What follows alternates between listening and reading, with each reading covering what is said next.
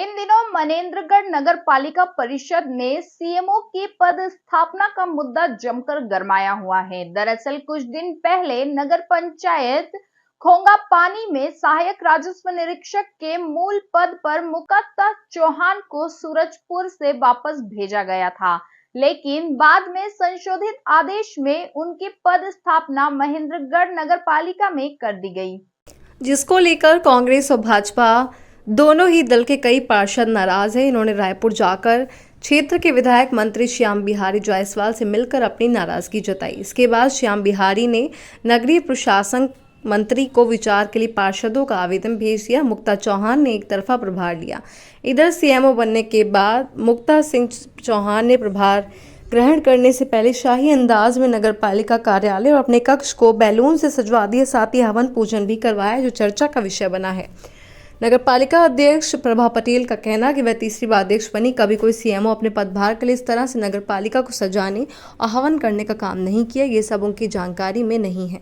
वहीं कांग्रेस ने सीएमओ के पदभार ग्रहण करने के तरीके पर सवाल उठाए। जिला कांग्रेस प्रवक्ता सौरभ मिश्रा ने कहा कि कर्मचारियों को वेतन देने के लिए पैसे नहीं हैं और सीएमओ अपने पदभार के लिए नया फर्नीचर मंगा रही हैं।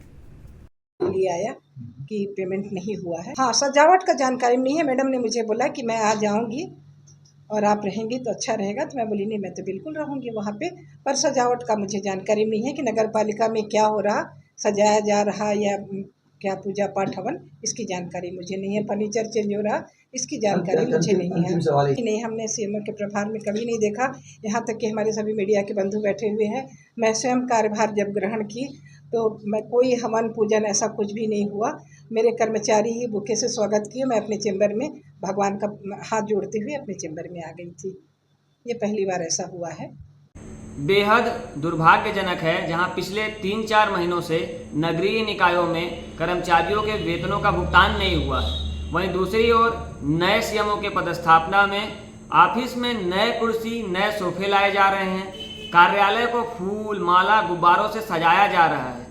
इस तरीके से नए सीएमओ के पदस्थापना में उनका स्वागत किया जा रहा है। ऐसा स्वागत तो कभी कलेक्टर और एसपी के पदस्थ होने पर भी नहीं किया गया। यह दिखाता है कि भाजपा सरकार में किस तरीके से अफसरशाही हावी है। अभी हमने हाल में ही देखा, नगरीय निकायों में थोक के भाव में तबादला किया गया।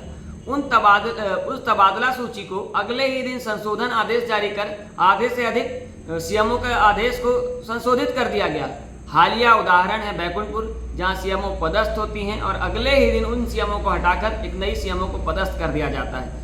यह न केवल दिखाता है कि भाजपा सरकार में इस प्रदेश में किस तरीके से तबादला उद्योग चल रहा है, बल्कि उन अधिकारी कर्मचारियों को अपमानित करने जैसा है जिन्हें एक दिन पदस्थ करके अगले दिन हटा दिया जाता है। सरकार यह तय कर ले कि किसी अधिकारी कर्मचारी को नवीन पदस्थापना में भेजना है या नहीं।